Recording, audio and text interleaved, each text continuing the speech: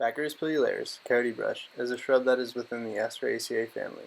Coyote brush is found throughout the coastal ranges of California, Oregon, and into Baja California and Washington.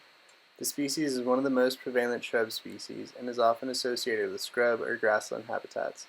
Coyote brush has very small flowers that often are inconspicuous, and you really only notice the bright floofy seed heads that make themselves apparent in the late summer. Coyote brush can take on a range of different forms, from going completely prostrate along the ground to becoming huge bushes reaching up to 10 feet or more in height. Coyote brush is something we don't often plant due to the fact that they recruit fairly easily in our fields, even to the point where they need to be controlled to prevent encroachment on grassland. Erythranthe guttata, seed monkey flower, is a wetland form in the Fermiaceae family. Seed monkey flower is found throughout western North America and can be found in habitats ranging from sea level up to 12,000 feet elevation. Seed monkey flower takes on a multitude of different forms, but is often seen as a low-growing herb that can be perennial in year-round wetlands or annual in areas that dry up.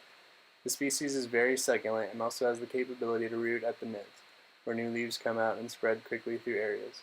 Sea monkey flower also has tiny seeds, which certainly help in its ability to colonize new areas, making it an important restoration plant. Juncus patens, common rush, is found within the Juncaceae family. It has a distribution through Washington and California and into Mexico.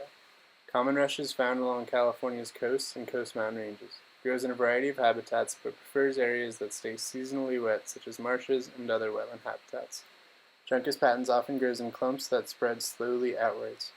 The flower cluster is inconspicuous, and like other members of the Juncus genus, have dark brown seed pods that give way to bright orange tiny seeds.